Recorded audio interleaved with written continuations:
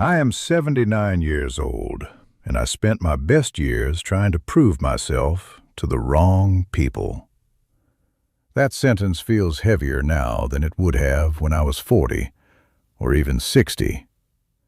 At 79, you don't say things like that lightly. You say them because there isn't much time left to keep pretending you meant to live the way you did. I can feel the narrowing.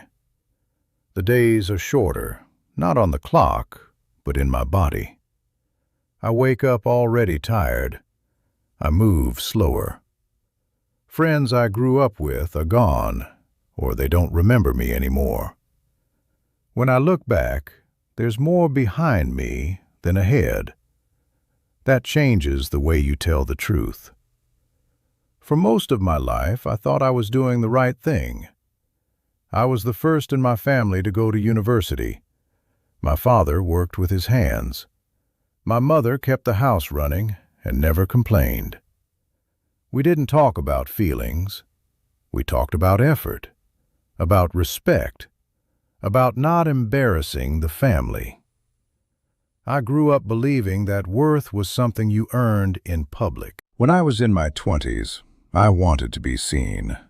Not admired exactly, but acknowledged. I wanted people to say my name with approval.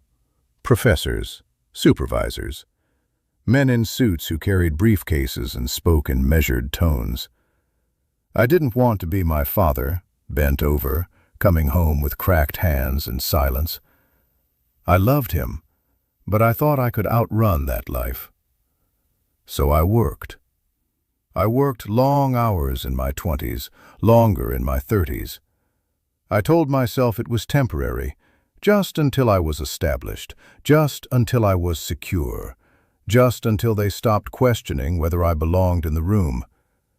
There was always someone to prove something to. A manager who hinted I wasn't assertive enough, a colleague who got promoted before I did, an uncle who once said at a wedding, "Let's see how long this office job lasts." I carried those comments like small stones in my pocket. I felt them every day. I married at 31. She was patient. That's the word I always come back to. Patient. In the early years, we would sit at the kitchen table after dinner and talk about small things, about how her day went, about what color to paint the spare room. I remember those evenings clearly now, though at the time they felt ordinary. Then the promotions started coming, slowly at first, then faster. With each step up, the hours grew longer, the expectations heavier. I started bringing work home, not physically at first, but in my head. I would sit across from her and nod while she spoke, but I was somewhere else, rehearsing tomorrow's meeting. She noticed before I did. "You're here," she once said, gently, "but you're not really here." I laughed it off, told her it was a busy season. It would settle down. It never did. When our first child was born, I was at the hospital, of course. I held him. I remember how small his fingers were. I remember thinking briefly that nothing else mattered. But within a week, I was back at the office, staying late because a client threatened to pull out of a contract. I told myself that providing for my family was love, that stability was love. In some ways, it was. But presence is something else. There were school plays I missed because of important meetings. I told myself they wouldn't remember. They were too young. I promised I would make it to the next one. There was always a next one. Until there wasn't. My daughter once asked me when she was about 8, "Do you like your office more than our house?" I don't think she meant it cruelly. She was curious. I told her no. I told her everything I did was for them. That was the story I believed. The truth is more complicated. I liked the way I felt at the office. Competent, necessary, measured and evaluated in ways I understood. At home, the rules were softer. There were no quarterly reports for kindness, no performance reviews for patience. I was better at tasks than at tenderness. As the years went on, I became known for my reliability. If something had to be done, I was the one who would stay late. If a problem surfaced, I would take it on. People above me praised that. People below me resented it. But I didn't notice much of that. I was too focused on climbing. At family gatherings, I would talk about projects, about deals, about numbers. My relatives would nod. Some of them looked impressed. I mistook that for love. My father, before he died, shook my hand once and said, "You've done well." It was the closest he ever came to saying he was proud. I held on to that moment for decades, but I don't remember him ever asking me if I was happy, and I never asked myself. The cost of my choices didn't arrive all at once. It came in small, forgettable moments. A dinner eaten alone because I was late again. A weekend trip canceled because a deadline shifted. A quiet look from my wife when I answered a call at the table. Nothing dramatic, no slammed doors, no shouting matches, just distance, a few inches at a time. In my 40s, I told myself this was the peak. This was when it mattered most. If I pushed through now, I could slow down later. Later became my favorite word. Later, I'll take a proper vacation. Later, I'll sit with my son and ask about his worries. Later, I'll tell my wife that I see how much she carries. Later is a dangerous word. It stretches endlessly in your mind. It feels safe.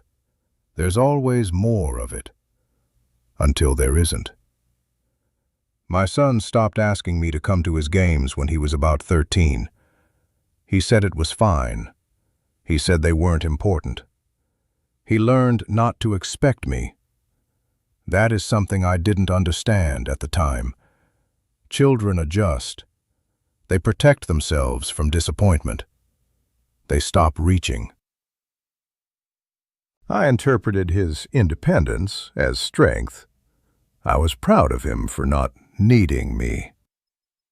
It took me years to see that I had taught him that needing me was pointless.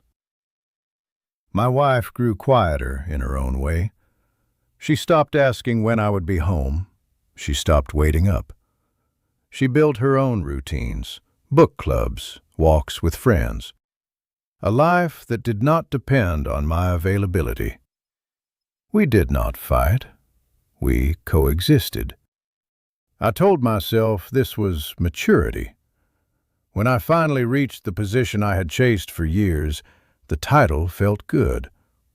I won't pretend it didn't. The office was larger, the pay was better. People listened when I spoke. But the satisfaction was thinner than I expected.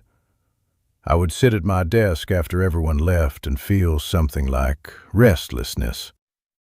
I had won the approval of men who barely knew me. They respected my output, not my character. And I had slowly drifted from the people who had once known me before I tried so hard to become impressive. The moment of clarity did not arrive in a boardroom. It arrived in a hospital room. My wife was 68 when she was diagnosed. It was sudden, or maybe it wasn't, and we just hadn't been paying attention. The doctors used calm voices. They spoke about stages and options. I sat beside her bed and held her hand, the way I had on the day our son was born. This time there was no illusion that I could fix anything. In those months, I cleared my schedule. I declined meetings. I handed over responsibilities I had guarded for decades. Suddenly, I was available. I sat with her in the afternoons. I learned the pattern of the machines. I memorized the way her breathing changed at night. And I realized how little I knew about her inner life. We had shared a house for nearly 50 years. We had raised children together. But there were long stretches of her experience that I had not witnessed. One evening she looked at me and said, not accusingly, just plainly, "You were always somewhere else." There was no anger in it, just fact. I started to apologize, but she squeezed my hand slightly, as if to say it was unnecessary, or maybe too late. She died on a Tuesday morning. After the funeral, the house felt enormous, not physically, emotionally. I walked from room to room and saw all the places where I had not lingered. The kitchen table where she used to sit with her tea, the chair by the window where she read. The silence was not dramatic. It was steady. In the months that followed, I retired. It seemed pointless to continue. The people I had tried so hard to impress sent polite messages. A few attended the funeral.